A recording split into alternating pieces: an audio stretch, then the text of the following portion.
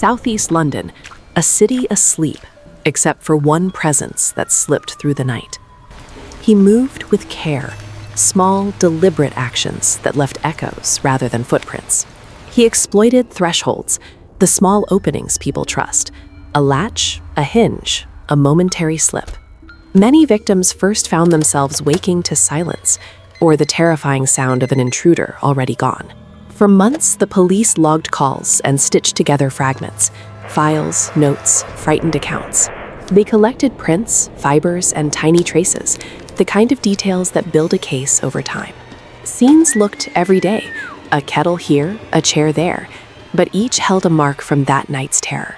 Forensic teams worked methodically, fiber by fiber, stitch by stitch, searching for threads that connected a suspect to a scene. That single fiber would later become one of the small, stubborn proofs investigators relied upon. The perpetrator's habit was subtle movement.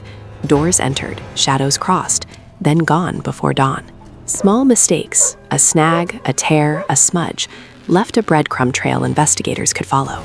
Detectives plotted locations, looking for pattern, clustering offenses into something they could predict.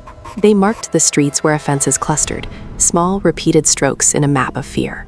Access was often through tiny openings people never expected to be exploited.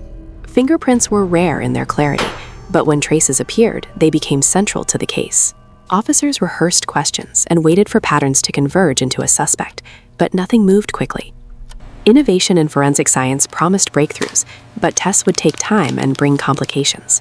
The story leaked into the public eye, and fear spread faster than facts.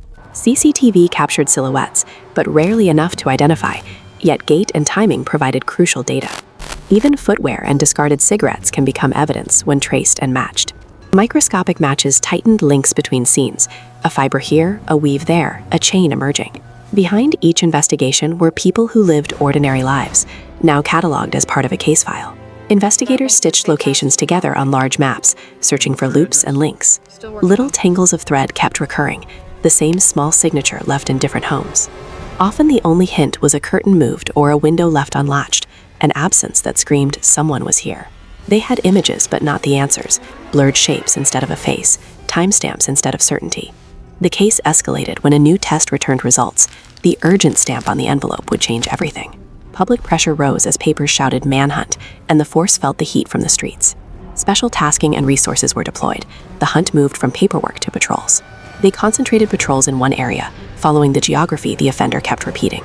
Night patrols watched rooftops and gutters, the quiet places a hunter might use to move unseen. They recovered tools that suggested intent and method, small implements used to gain access. Fresh marks told a story. Forced entries became a signature of escalation. Each sample was cataloged against a timeline, a chronology that would become crucial. Timelines converged, and investigators began to see a cadence, a rhythm to the offenses. Calls were made, warrants drafted, and a decision was taken to move from surveillance to arrest strategy. Officers moved to execute planned arrests, each step practiced and timed. They entered quietly, using techniques to minimize disturbance and to preserve evidence. Inside, small disturbances told stories of someone else having been there, a disturbance that counted as proof. DNA comparisons began to generate matches. What had been circumstantial edged toward identification. A database match changed the case dynamic, a technical word with huge implications. When the evidence carried a name, the hunt narrowed, and the pressure on both sides intensified.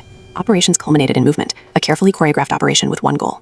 He was secured, but custody does not always equal closure for those affected. The legal process moved forward, bringing hearings and the slow work of justice. Charges were read and exhibits recorded. The archive of harm lay bare in legal language. And still, those who survived and those who mourned carried the weight, small acts of remembrance that meant the world. This is not an ending. It's part of a weighter conversation about safety, memory, and justice.